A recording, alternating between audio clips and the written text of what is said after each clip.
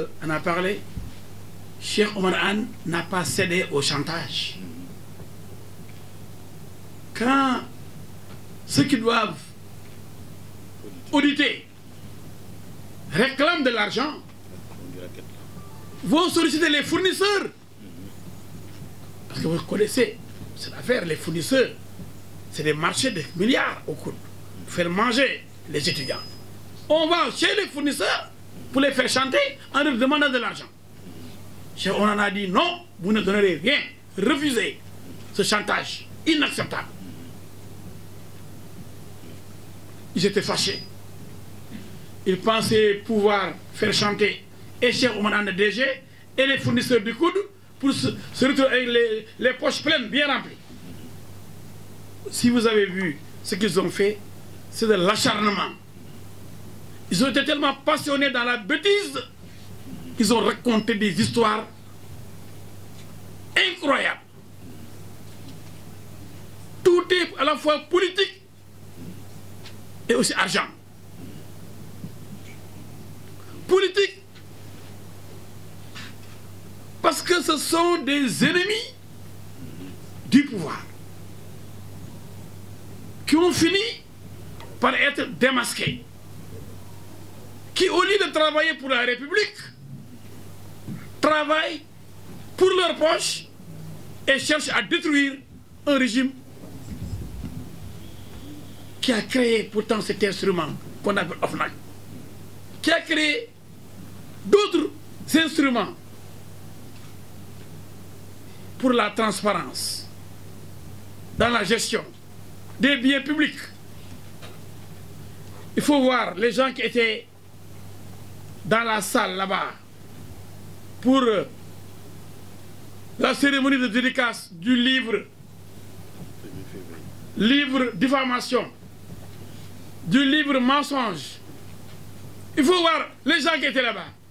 Un regroupement de mécontents, un regroupement d'aigris, un regroupement d'anciens dignitaires éjectés, rancuniers. Mais ñàkk-ñànki, des gens devenus tellement aigris, tellement rancuniers, tellement méchants qu'ils perdent la raison. Il fallait les voir. C'est comme si c'était le procès de Macky Sall, leur ennemi commun. Ce n'est pas Cheikh Oumar Anne. C'est pourquoi je dis c'est politique. Comme ça, les gens vont dire, vous avez vu les éléments là, les gens qui sont autour de Macky Sall, ce sont des voleurs. Donc Macky Sall est un voleur. En fait, c'est ça qu'ils veulent dire. Je vais vous dire que ce sont eux les voleurs. Et nous avons les documents à l'audience, vous serez surpris. L'arroseur sera arrosé. Ceux qui réclament de l'argent aux fournisseurs et à Cheikh Oumar Anne, ils seront démasqués. Billahi. Ces voleurs qui crient aux voleurs, qui sont en train d'amorter la République, ils seront démasqués. Et ces soi-disant journalistes qui avaient quand même l'estime des Sénégalais, jusqu'à ce qu'ils deviennent de piètres politiciens. De grands journalistes, on peut dégénérer. Parce que la politique, ce n'est pas pour tout le monde. Quand on est un faux politicien ou un pseudo-politicien, en étant un grand journaliste, et ce qui est arrivé à mon ami, à mon jeune frère, Pape Alé Niang, il a été certainement imprudent en taquinant le terrain politique. Aujourd'hui, tous les Sénégalais ont fini de le démasquer. Le journaliste est devenu un homme politique engagé au service et du mensonge et de la manipulation, comme ceux qui sont utilisés dans les réseaux sociaux. Nous savons même qu'on lui a donné un site internet. Donc cet homme ne peut plus être indépendant. Donc cette cérémonie de dédicace est une sorte d'assemblée générale, un congrès des vautours, des aigris, des corrompus, des ennemis de la République qui vont donner des leçons aux Sénégalais. C'est pas possible, vous êtes démasqués. Et l'histoire retiendra que vous avez tenté de détruire. Mais quand Dieu choisit de construire, l'être humain qui choisit de détruire est forcément vaincu. C'est la volonté divine.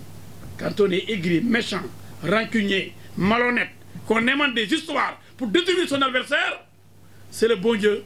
Parce que le bon Dieu, il a la vérité. Le bon Dieu incarne la vérité. Et quand on est avec la vérité, on ne doit pas avoir peur. C'est pourquoi dans ce dossier, nous entendons le jour de l'audience. Mon confrère l'a dit, mon excellent confrère. Le premier jour sera un jour d'appel. On appelle le dossier. On fixe la consignation et on renvoie pour le paiement de la consignation et la plaidoirie des avocats. J'espère que, comme il l'a dit, ils seront là-bas. Ils auront le courage de venir répondre. Maintenant, c'est trop facile. Depuis les insulteurs publics, les réseaux sociaux et le grand patron des insulteurs publics qui a inventé même 94 milliards de mensonges, comme lui, peut-être que les gens l'ont suivi dans cette bêtise. Comme l'a dit ma consoeur maintenant, les gens, ils viennent uniquement parce qu'ils sont contre, ils viennent mentir. Et les réseaux sociaux reprennent. Et comme ils contrôlent la plupart des réseaux sociaux, la plupart des sites internet, on y va. Quand vous dites la vérité, ou vous dites, donnez-nous les preuves, comme on réclame, ces preuves à Moudignan et à Nafikan Keïta, on dit, ah non, non, comme l'a dit effectivement mon excellent confrère, non.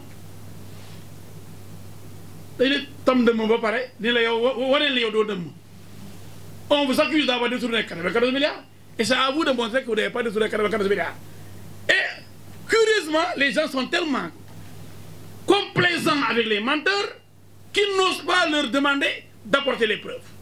Aussi bien de 94 milliards que de véhicules, de car-plans, que de niébé, hein, que de subventions, que de tout n'importe quoi. On dit, ah, celui-là, c'est un voleur. Mais quand même, et là, comme je l'ai toujours dit, j'aime tellement la presse que je n'aime pas voir des gens tromper la presse ou la manipuler. Les gens maintenant, ils viennent dans les réseaux sociaux raconter n'importe quoi, sachant qu'ils mentent. Mais je vous demanderai seulement à tous les Sénégalais, y compris à la presse, toujours, de dire, comme c'est vous qui avez annoncé cela, c'est vous qui avez dénoncé, mais donnez-nous les preuves. Donnez-nous les comptes bancaires. Où sont logés les sommes dont vous parlez. Mais chaque fois, on accuse quelqu'un, et après, tout le monde reprend cela, mais on ne donne pas la preuve à la presse. On dit, j'attends le procureur. J'attends comme quoi chez le procureur. Mais ça, c'est trop facile. Entre-temps, la presse aura tout repris, sans avoir la preuve. Alors que la presse doit avoir la preuve des faits avant d'en parler. On doit aller à la source, vérifier l'information avant de la publier. Ça, c'est la déontologie journalistique. Mais là, maintenant, on veut tout renverser. On ne va pas chercher la preuve, mais on annonce que, oh, Dieu a volé, là-bas au coude, on a volé tant, là-bas, au domaine, là-bas, au ministère Sangam, on a volé. Mais, avant de nous montrer, de dire ça dans la presse, on doit leur demander, mais où sont vos preuves? Où sont les preuves? Vous voulez qu'on écrive ça? D'accord, mais donnez-nous les preuves au moins. Ils vont vous dire, non, non, je sens que le procureur me compte. Maintenant, j'ai pris devant le juge d'instruction. Mais ça, c'est trop facile. Entre-temps, tous les Sénégalais vont dire, Babacar Ndiaye est un voleur, Babacar Tissé est un voleur, Fatoumata Sall est une voleuse.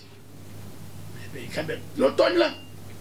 Donc, en résumé, ce que je voulais vous dire, cette affaire-là est une affaire purement politique.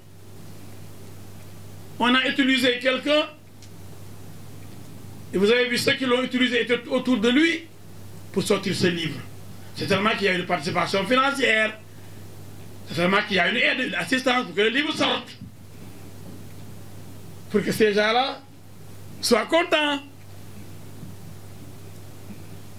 d'avoir pensé détruit un ennemi. Parce que pour eux, ce n'est pas des adversaires. Le pouvoir là, non, non, non, c'est des ennemis, il faut les abattre. Quels que soient les moyens. des moyens qui ne sont pas conventionnels. Pas d'armes conventionnelles. Le mensonge. Donc nous vous donnons rendez-vous au tribunal pour démonter pièce par pièce et réclamer d'ailleurs la preuve des faits allégués. Qu'on nous dise devant le tribunal et devant les juges qu'est-ce que Cheikh Oumar Anne a fait.